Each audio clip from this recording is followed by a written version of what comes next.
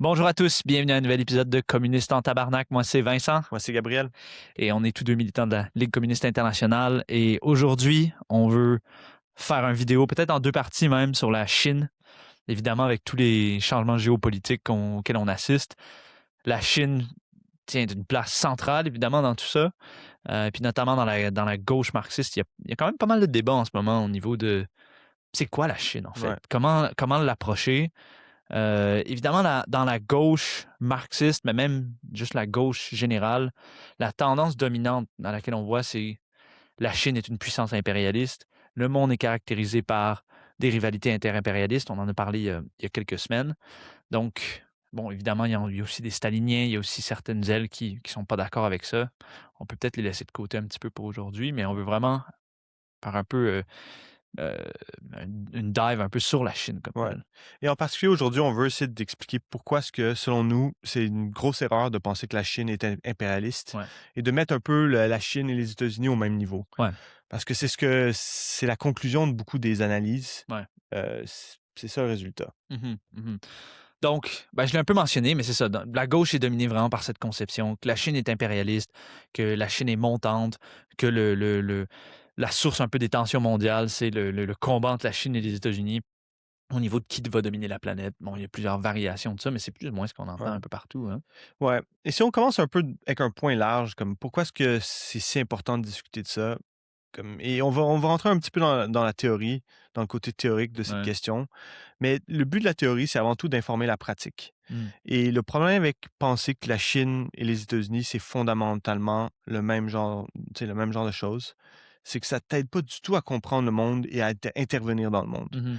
Puis je pense que un des arguments le plus forts reste de juste regarder, prendre un peu de recul, puis regarder ce qui se passe dans le monde actuellement. Mm. Puis si tu penses que le rôle joué par la Chine est tout aussi réactionnaire que le rôle joué par les États-Unis, tu peux vraiment rien comprendre Ouais. à ce qui se passe. Il faut juste regarder le début de cette année. Tu sais. Bombardement du Nigeria, kidnapping du président Maduro, Mhm. En Iran. guerre en Iran. Ouais. Tu sais, c'est juste pas Ouais. Ou le pas le génocide en même rôle. Palestine dans les dernières années. Exact. Ouais. Ouais. Et donc, ça désarme vraiment politiquement. Ouais. Non, exactement.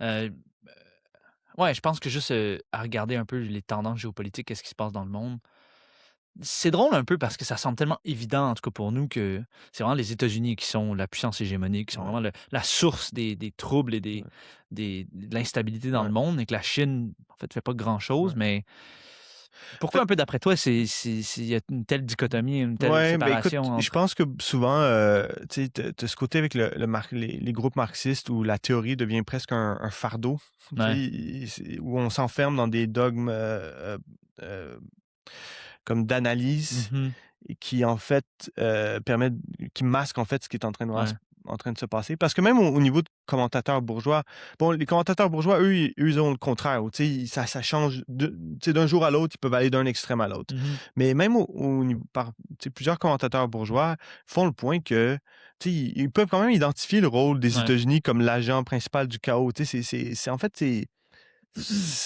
pas si surprenant ce point-là. Mhm, Mais je mhm, pense que c'est vraiment ces espèces de cadres théoriques rigides qui masquent beaucoup.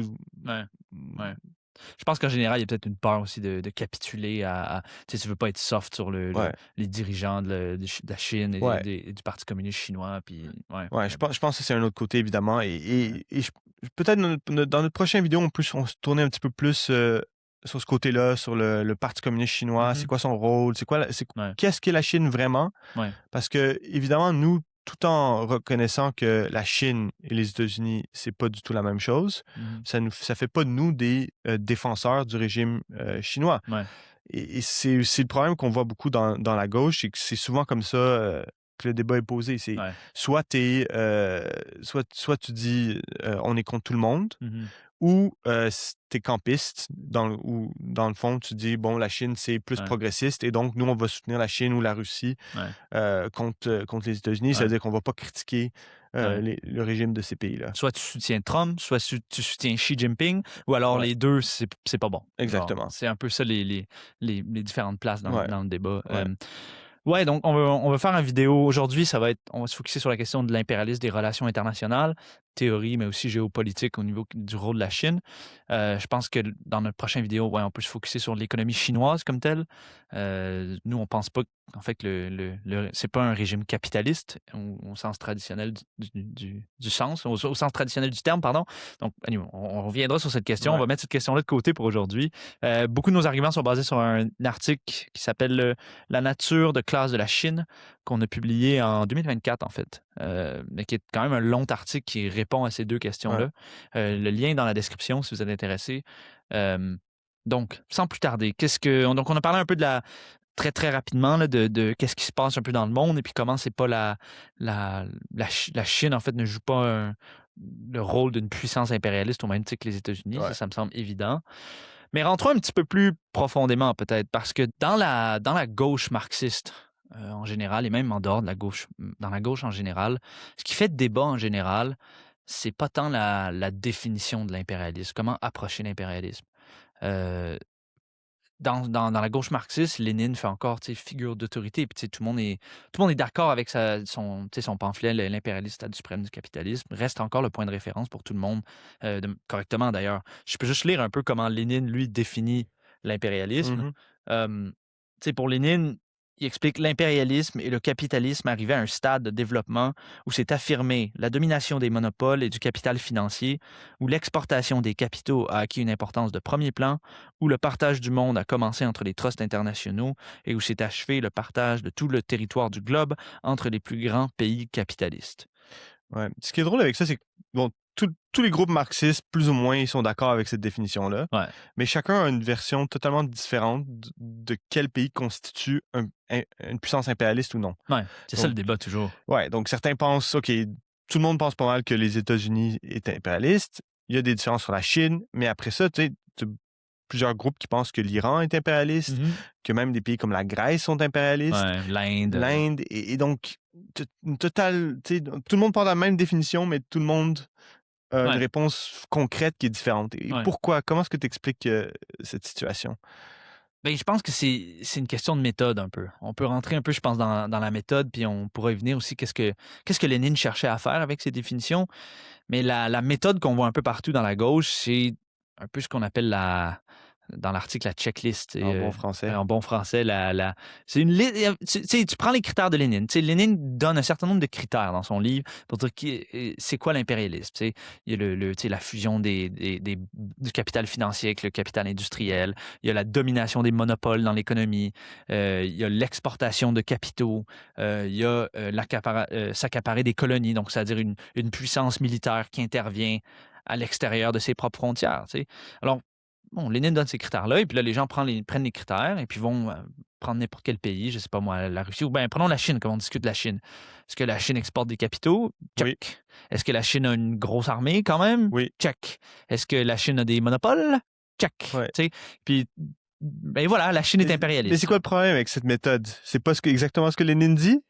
Ben non, justement, parce que c'est une méthode empiriste, vraiment. Là. Tu prends un certain nombre de critères, puis là, tu les compares un peu à une norme abstraite, la norme, la définition de Lénine, et puis voilà, c'est impérialiste. Alors que quand tu regardes un petit peu plus profondément à ce que Lénine écrivait dans son pamphlet, puis pourquoi est-ce que Lénine a fait toute une étude de l'impérialisme, c'est ce qui le motivait principalement, c'était pas de classer juste des pays dans des boîtes, c'était comment avancer l'unité de la classe ouvrière mondiale. Ouais.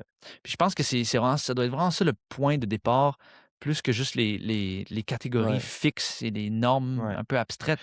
Ouais, pour faire peut-être rentrer un petit peu plus dans ce point théorique, un peu comme c'est quoi la différence entre le marxisme, une méthode d'analyse marxiste, puis une méthode d'analyse empiriciste? Il y en a un où tu regardes juste vraiment est-ce que ça correspond à des catégories fixes. Ouais. Mais le marxisme, c'est vraiment d'essayer de voir un phénomène dans son développement, puis de voir justement où est la frontière entre un changement quantitatif et qualitatif. C'est vraiment et ça doit être concret aussi, pas basé sur des normes abstraites, mais vraiment sur le développement de la politique internationale telle qu'elle existe. Et si tu regardes le livre de Lénine, c'est vraiment ce qu'il fait.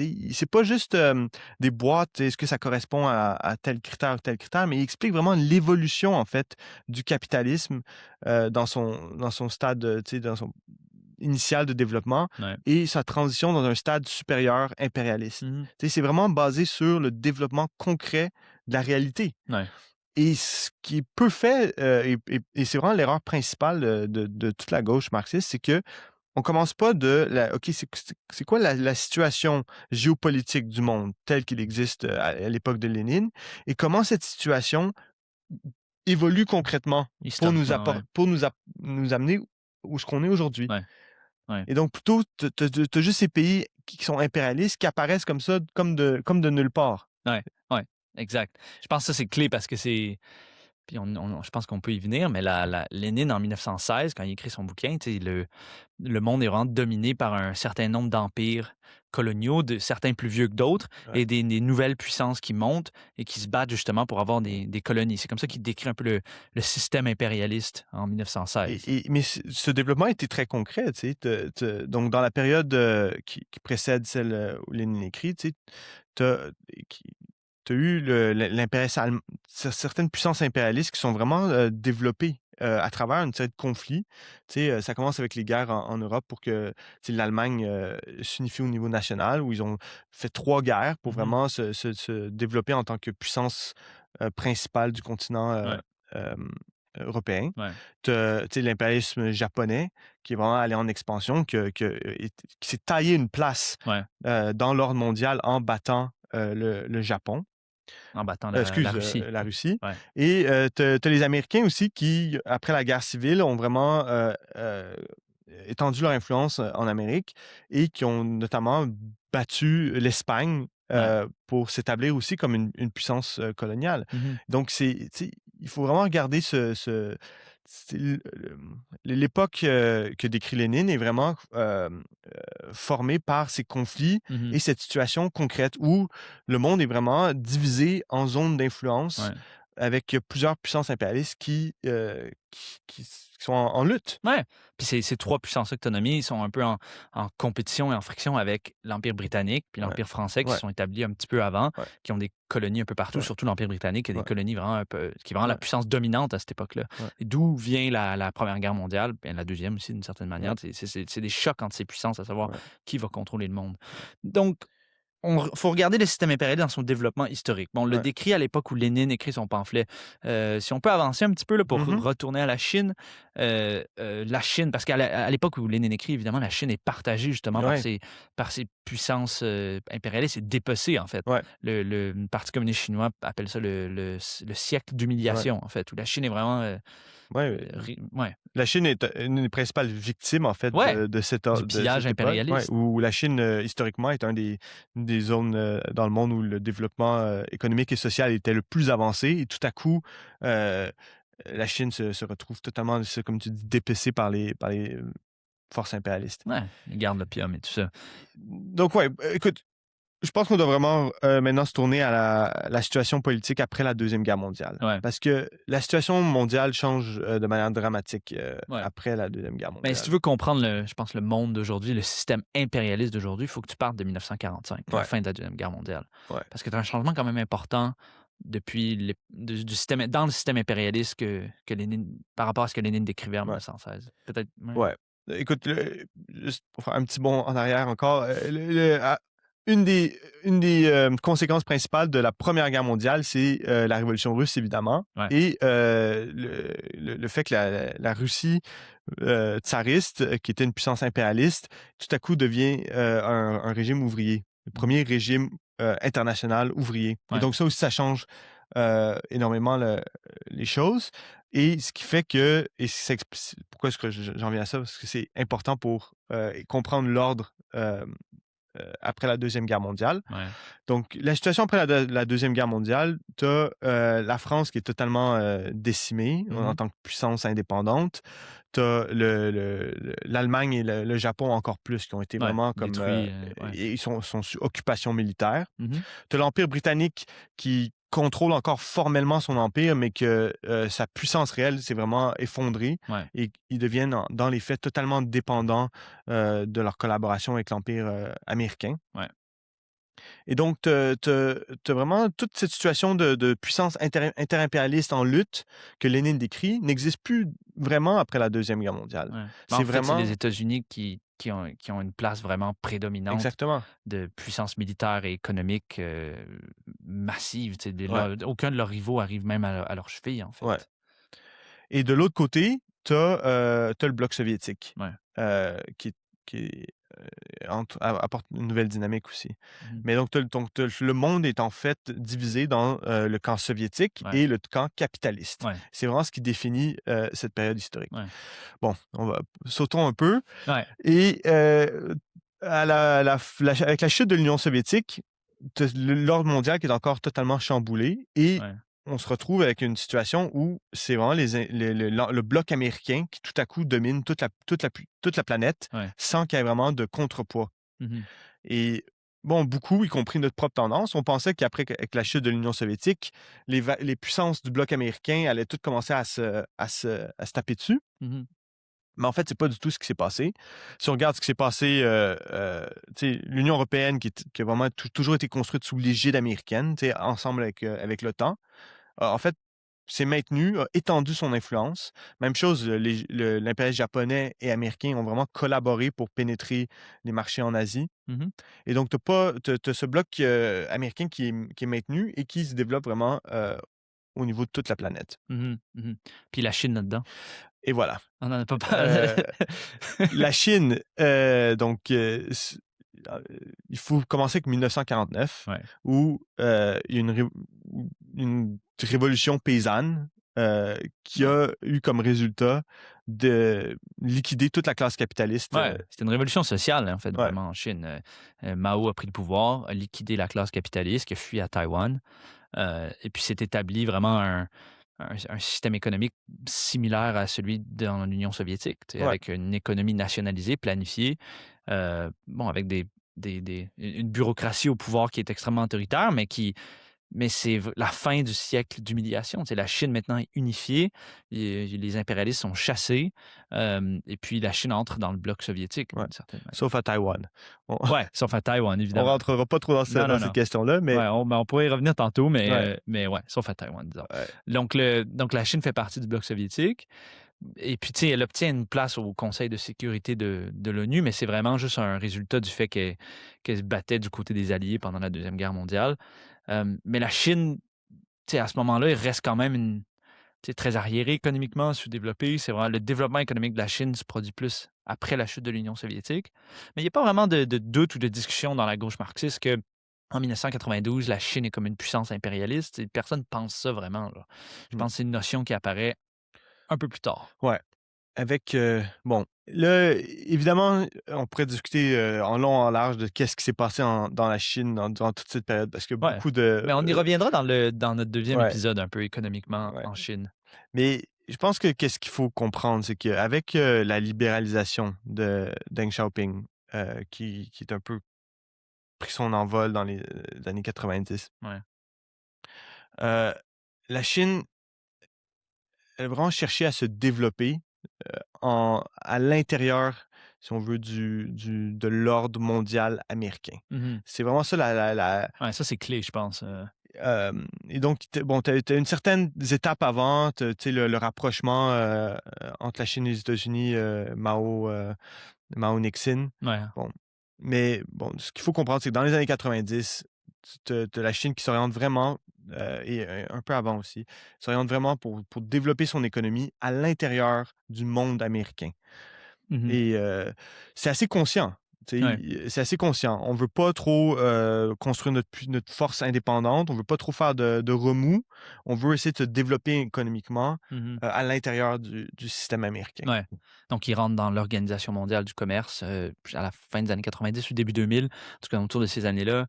Ils adoptent le libre-échange, la mondialisation, ils embrassent vraiment ça. En fait, ils ouvrent aussi leurs portes aux capitaux Ouais. d'autres pays, en fait, pour construire des usines. La Chine devient un peu la manufacture du Ouais. monde.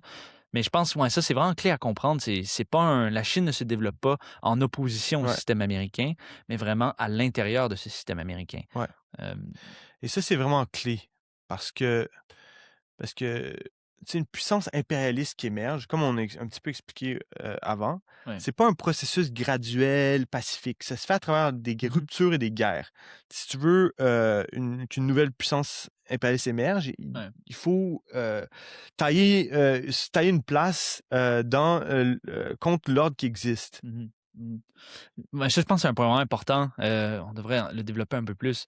Donc, juste pour résumer, là, pourquoi on a fait toute cette histoire? Pourquoi? Ouais. Parce que faut comprendre le système impérialiste dans son développement historique.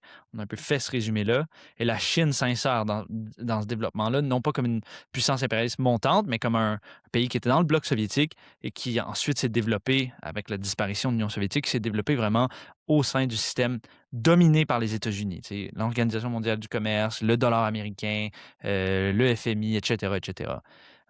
Donc ça, c'est clair. Ensuite, bon, si on revient à l'argument que tu faisais au niveau du développement pacifique de l'impérialisme, je pense que c'est vraiment clé. Tu as parlé de la guerre de 1905, tu as parlé des guerres des États-Unis pour devenir une puissance, l'Allemagne, évidemment.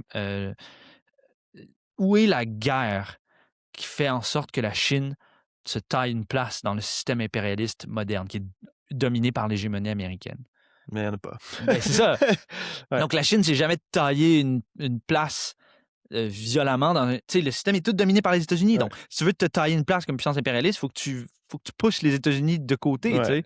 Ils n'ont jamais fait ça, en fait. La Chine n'est jamais entrée dans un tel conflit.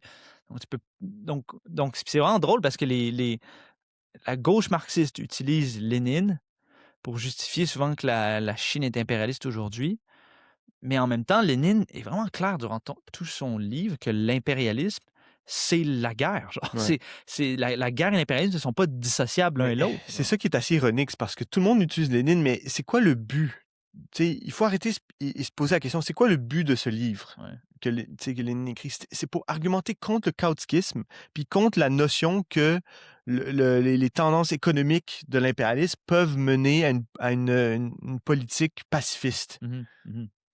Mais donc, aujourd'hui, tous les marxistes utilisent cette même théorie pour expliquer et essayer de motiver que la Chine serait apparue comme ça, comme puissance impérialiste majeure, sans guerre, de manière totalement pacifique et totalement juste par l'exportation des capitaux financiers. Ouais. Mais Lénine a développé ce point sur les capitaux financiers, pas pour dire que bon, l'impérialisme n'a plus besoin de guerre maintenant, ça marche juste par des relations commerciales. C'est tout à fait le contraire, qui argumente.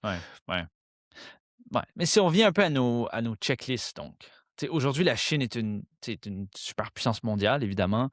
La Chine a une grosse armée, on y reviendra, mais prenons un des critères que tout le monde utilise avec Lénine, l'exportation de capitaux.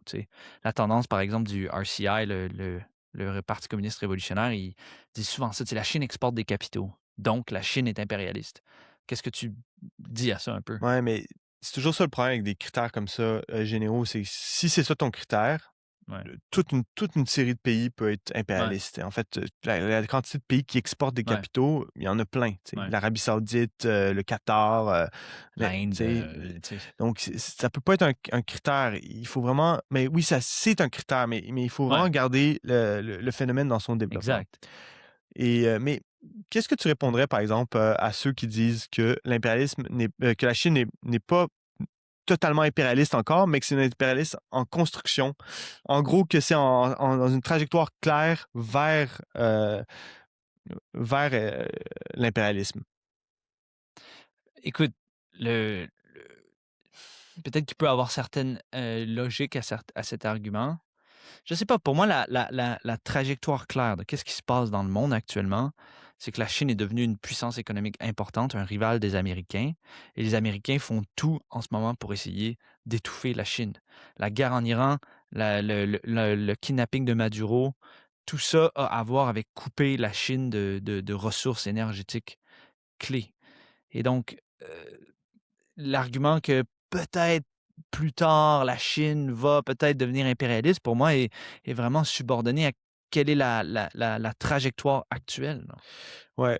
Pour moi aussi, l'autre point, le deuxième point, c'est sur la guerre. Genre. Le jour où la Chine va envahir un autre pays pour le soumettre à son pouvoir colonial, OK, d'accord, on discutera, mais ce n'est pas ça la trajectoire actuelle, là. Puis Taïwan, ça compte pas, je suis désolé. On pourrait y revenir, là, mais c'est pas du tout ça que la Chine fait, non? Ouais, et je pense que tu as un petit peu touché au point déjà, c'est que l'idée, c'est pas que... tu sais, le problème principal avec cette théorie, c'est quand ça vient à qu'est-ce qu'on fait concrètement. Ouais. Parce que le but de cette théorie, de ce que je comprends en tout cas, c'est de dire qu'en gros, c'est d'appliquer les mêmes conclusions comme si la Chine était impérialiste, tout en reconnaissant que théoriquement, il y a un peu un problème de juste dire que c'est impérialiste. Ouais. Parce que concrètement, c'est quoi c'est quoi la conclusion? C'est que si les États-Unis et la Chine vont en guerre, ben, il faut être neutre Ouais, là-dessus. parce que Et c'est dans le l'impérialisme en construction, Exactement, genre. exactement. Donc, c'est un peu, tu sais, il y a une certaine compréhension que théoriquement, tu sais, c'est un peu difficile de dire que la Chine est tout à coup devenue la même chose que les États-Unis. Mais au final, la conclusion pratique, c'est de dire que la Chine, c'est comme les États-Unis. Est-ce que c'est pas un petit peu opportuniste, ça? On Le laissera. c'est les on parle un petit peu des carrières de révolution permanente, Oui, là, hein. oui, C'est eux qui ont oui. cette position de Ouais, l'impérialisme en construction. C'est pas encore impérialiste, mais c'est en train de le devenir, donc ouais. ouais. Donc Mais il faut ramener ça aux questions concrètes. Qu'est-ce que ça implique ouais, concrètement? ouais, Et concrètement, ça implique, de ce que moi je comprends, peut-être que j'ai tort ici, mais de ce que je comprends, ça implique vraiment pas grand-chose de différent ouais. de ce que disent les autres. OK. Mais je te donne un autre contre-argument. Check, on est bien beau, là, le Lénine, la théorie. La Chine a des investissements dans à peu près tous les pays d'Afrique. Ouais. À peu près tous les pays d'Afrique, si je ne me trompe pas, ou du moins la majorité, ont des dettes à la Chine. La Chine leur prête de l'argent à des taux d'intérêt assez élevés et en fait tiennent un peu ces pays-là dans cette espèce de cycle de dette. Tu sais. Et puis en échange, ils obtiennent des concessions, des investissements, ils peuvent extraire des matières premières. En quoi ça, c'est pas la même Ouais. chose que ce que l'Empire britannique ou je sais pas moi, ou les Américains en fait Ouais. font? Tu sais, comment tu peux dire que c'est pas impérialiste alors qu'il y a ça? Ouais. Écoute, je pense que quand on argumente que la Chine n'est pas impérialiste, souvent il y a la réaction immédiate, ça peut être de penser qu'on pense que la politique étrangère de la Chine, elle est progressiste. Évidemment, non. Les relations entre la Chine et l'Afrique sont pas comme positives en tant que telles. C'est pas un modèle Non, d'internationalisme. c'est pas du tout un modèle d'internationalisme. Mais au niveau de ta question, c'est quoi la différence entre la Chine et l'Empire britannique ou l'Empire français? Ben, en fait, quand tu regardes, c'est en fait assez évident. Tu sais. L'Empire britannique, c'était Ouais. un empire colonial. Tu sais, c'était des colonies. C'était pas juste qu'ils prêtaient de l'argent, mais qu'ils avaient le contrôle politique total Mhm. de ces régions du monde. Ouais. Et aujourd'hui encore, si on regarde l'Empire américain, le problème, c'est pas juste qu'ils prêtent de l'argent à leur néocolonies, mais c'est que quand il y a un pays qui sort un peu du rang, qui essaie de faire une politique indépendante, leurs dirigeants se font assassiner, kidnapper, comme on voit au Venezuela, Ouais. Ils se font bombarder comme on voit en bombarder ou Iran. envahir. Ouais. L'impérialisme, justement, c'est pas juste un système comme, c'est pas juste l'économie, Mhm. mais c'est aussi la force. Ouais. Et c'est quand tu regardes cet élément-là que la Chine, que de l'analyse commence à tomber en morceaux. Où est la zone exclusive, tu sais, chinoise, où ils contrôlent vraiment la politique économique et, euh, et sociale d'un autre pays, tu Mhm. sais, ou qu'ils ont vraiment, ou qu'ils contrôlent vraiment Certains diraient peut-être la Russie, genre. mais écoute, je pense pas que la Russie est une puissance indépendante. C'est pas Ouais, c'est pas Xi Xi qui Jinping décide ce qui qui. se passe en Russie. Ouais.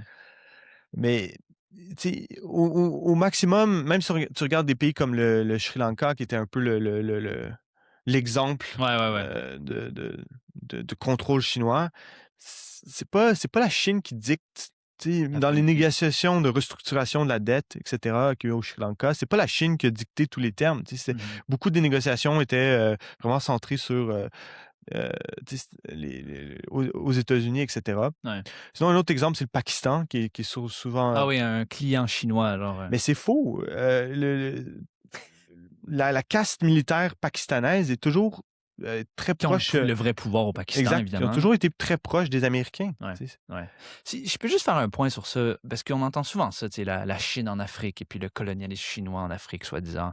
Ou alors, il y a même des gens qui parlent de l'Amérique latine aussi, tu sais. C'est vrai que de plusieurs pays d'Amérique latine, leur premier partenaire commercial aujourd'hui, c'est la Chine, c'est Ouais. plus les États-Unis. Puis tu dis: «Ah voilà, le monde Ouais. est parti». Pour moi, c'est vraiment ce type d'argument est vraiment utilisé pour masquer l'Empire américain. C'est un Ouais. argument qu'on entend juste à l'Ouest, d'ailleurs, parce que si tu demandes à la plupart des Africains, en fait, s'ils pensent que la Chine, c'est la même chose que la France ou l'Angleterre ou les Ouais. États-Unis, souvent, les réponses sont très claires, mais c'est une manière de masquer l'Empire américain parce que qui a, ou les vieux empires coloniaux, qui a dépecé l'Afrique, genre? Ouais. Qui a rendu l'Afrique un continent sous-développé, opprimé, genre? C'est vraiment pas la Chine, c'est la France, c'est l'Angleterre, Ouais. c'est l'Allemagne un petit peu, puis les États-Unis, genre. Ouais. L'Amérique latine, genre, qui est responsable du sous-développement de l'Amérique latine? Genre? De formuler, même de commencer à dire que la Chine joue un même rôle qu'au niveau des Américains, c'est totalement fou. Genre. C'est Ouais. les Américains qui ont tenu qui tiennent encore ce continent-là, qui ont fait des coups d'État dans à peu près la majorité des pays de ce continent.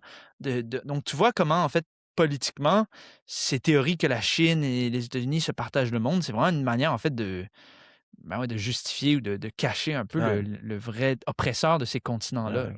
Regardons, tu sais, l'Argentine, un pays qui se fait étrangler par la dette depuis des décennies. Ouais, Et siècle même. est-ce que mais ouais, son partenaire commercial principal, je pense, c'est la Chine. Ouais, oui, du Tu sais. moins, il y en a beaucoup Donc, de mais est-ce que tu sais, c'est absurde en Argentine de dire que le rôle de la Chine, c'est le même que le rôle des États-Unis, tu sais, qui est vraiment la puissance historique qui domine et qui opprime ce pays.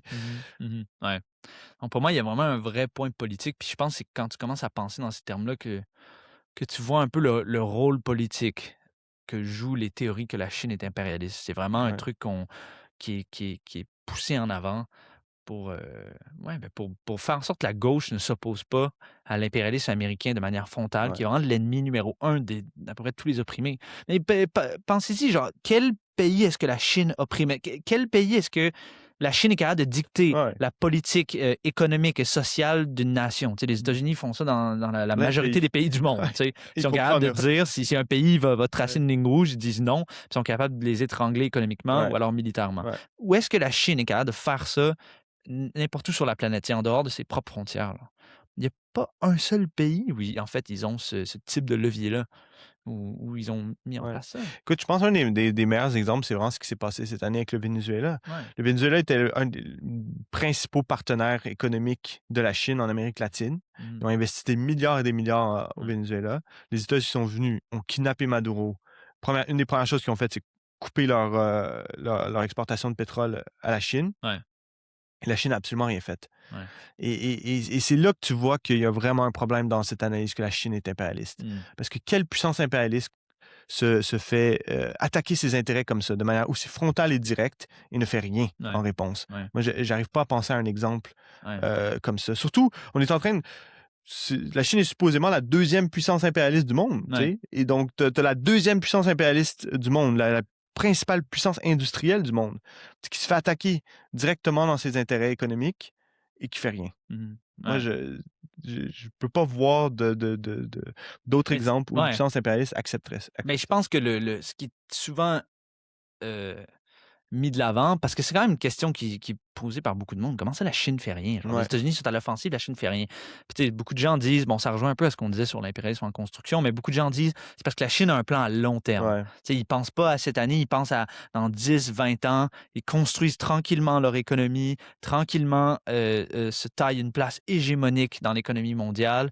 Ils laissent les États-Unis un peu faire des trucs fous et tu sais, en fait, ruiner leur propre ordre Ouais. mondial. Et tout à coup, la Chine va se retrouver au top et puis, ou tu sais, dans un monde multipolaire soi-disant là. Qu'est-ce que tu réponds à ça un peu? Ben, écoute, le problème, c'est que ce plan aurait du sens si les Américains ne feraient rien pour empêcher la Chine de faire ça. Mmh. De juste pacifiquement développer ses liens commerciaux, économiques avec le monde. Ouais. Tu sais, ça aurait du sens. Mais c'est pas ce que les Américains font. Leur Mmh. guerre au Venezuela, la guerre en Iran, Mmh. comme clairement, c'est aussi dirigé contre la Chine. Tu sais, c'est des manières d'asphyxier des partenaires commerciaux de la Chine. Mmh. Et donc, s'ils font rien alors que leurs alliés se font attaquer et que les Américains sont capables de refaçonner l'ordre international selon leurs intérêts, parce que les Américains, même sont en déclin, contrôlent encore énormément de leviers économiques, politiques, militaires pour refaçonner la situation internationale, ben la Chine va se retrouver éventuellement dans un coin et étouffée. Et la Chine ne peut pas juste subvenir à ses propres besoins à l'intérieur de ses frontières. Ouais.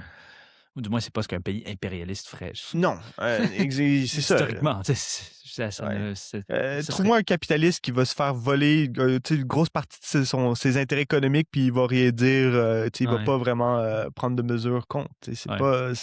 En fait, la Chine joue en ce moment dans l'ordre mondial un rôle conservateur, extrêmement conservateur.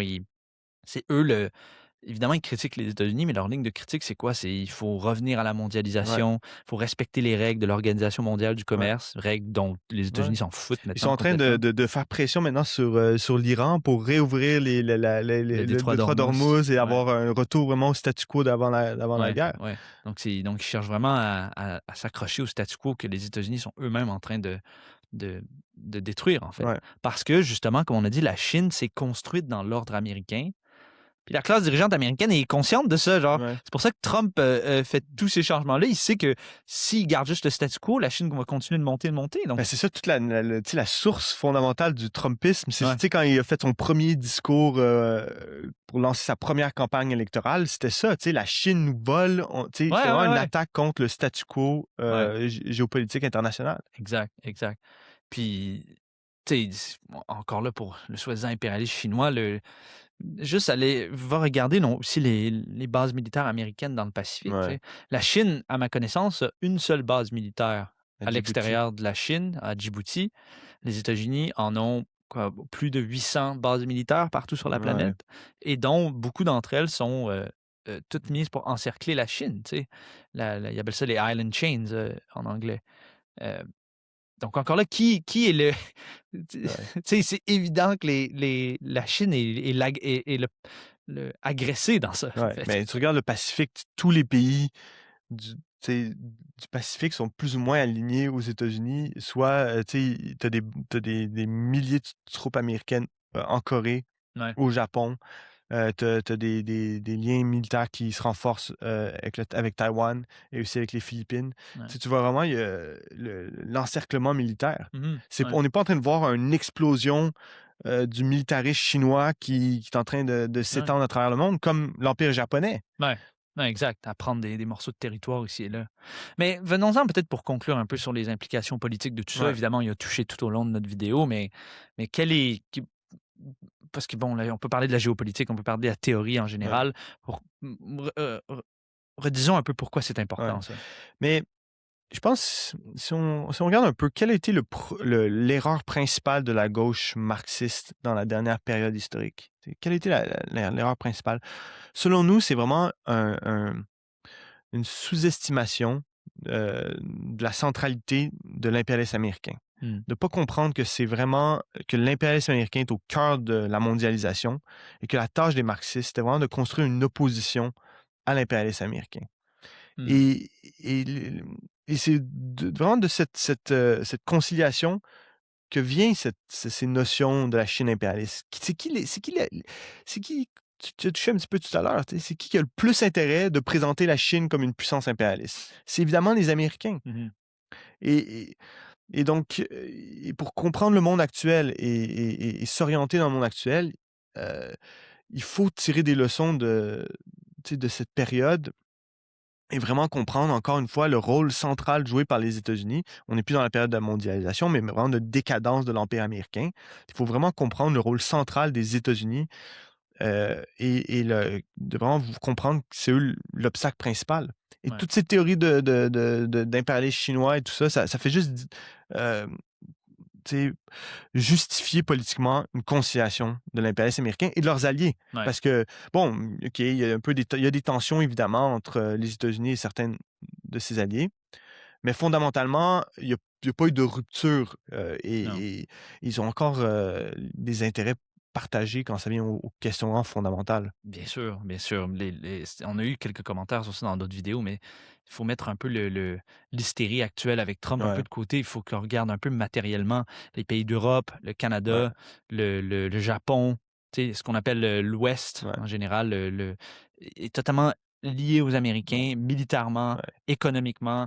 Et le jour où un de ces pays-là va rompre avec ouais. l'impérialisme américain, ça va être Oui, une rupture il y aura majeure, pas là. des dizaines de milliers de soldats américains en Allemagne. Ouais. Tu sais, Ouais, ouais, s'il y a exact. une Il y a des dizaines rupture, de milliers de soldats américains en Allemagne, tu sais, donc c'est ouais, au ex- Japon aussi, genre, tu sais. donc, ouais, quand il y aura une rupture, il n'y aura pas ces troupes-là. Ouais.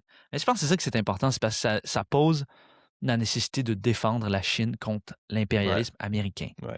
Et puis franchement, défendre la Chine contre l'impérialisme américain, c'est pas une position qui est vraiment sexy dans les milieux libéraux, La bureaucratie parmi syndicale. ouais, les bureaucrates Ouais, syndicaux, parmi les gens respectables et tout ça, à l'Ouest notamment. Dans le Sud global, c'est un petit peu différent, mais à l'Ouest ouais, notamment. Donc, moi, je pense que ces théories que la Chine est impérialiste sert un peu ben, elle sert un peu, ça l'apparaît ouais. radical, ça apparaît bien anti-impérialiste, bien socialiste, mais ça te permet aussi de ne pas être totalement jeté dehors des milieux un peu bien Ouais, c'est pensants. vraiment une ligne rouge. C'est Ouais, vraiment une ligne rouge. ouais, ouais. Pourtant, en fait, nous, la manière qu'on approche la Chine, justement, c'est notre problème avec, puis on y viendra dans la deuxième vidéo un peu plus, mais c'est quoi notre problème fondamental avec le régime de Xi Jinping puis du Parti communiste chinois? C'est en fait qu'ils ne font pas assez pour Ouais, combattre l'impérialisme américain, genre. C'est ça notre critique d'eux, genre. C'est que ouais, ce qu'ils font mine la lutte contre l'impérialisme ouais, américain, incluant l'exploitation des travailleurs chinois, incluant, incluant leurs prêts bancaires ouais, pourris aussi. ouais. Tu sais, Le refus de défendre le Venezuela ouais! ou l'Iran. Ouais, ouais, ouais, exactement. Puis, en tout cas, on pourra y Ouais, revenir peut-être dans la prochaine vidéo, mais c'est comme ça que nous, on approche la Chine. C'est pas, ah oui, voilà, vous êtes impérialiste comme les États-Unis. C'est absolument réactionnaire. Puis je pense aussi que c'est lire un petit peu aussi sur l'histoire de la Chine. Et puis, comment est-ce que les Chinois, bon, je prétends pas être un spécialiste, mais comment les Chinois se présentent un peu leur propre pays, puis leur propre histoire. Tu sais, ouais, si tu es un marxiste, puis tu as cette ligne que c'est impérialiste, ça va jamais fonctionner en non, Chine, là. non. La plupart des travailleurs chinois, ou tu sais, bon, encore là, je suis vraiment loin d'être un spécialiste, mais moi, je pense, voient vraiment leur pays comme étant sous la menace des États-Unis, voient vraiment les États-Unis comme le principal, la principale force qui veut les ramener à ce siècle Ouais, d'humiliation dont on ouais. parlait, genre. Et la seule manière que les marxistes peuvent avoir une certaine, un potentiel succès en Chine, c'est vraiment voilà la stratégie sur combattre l'impérialisme américain, genre. Ouais. Ouais, comme tu dis, on aura la chance de revenir Ouais. sur toutes ces questions. Mais ouais, je pense qu'on a fait Faites le le tour. tour pas mal. Pourquoi la Chine n'est pas impérialiste? Ouais, du moins pour cette. Écoute, il y a sûrement plus à dire, mais Ouais, je pense que ça suffit à ce moment-là. ouais, Allez dans la description, l'article dont on parlait, La nature de classe de la Chine, est là. Et puis, ouais, likez la vidéo, partagez-la, écrivez vos commentaires, on les lit tous. Donc, c'est ça, à la prochaine. Salut! salut!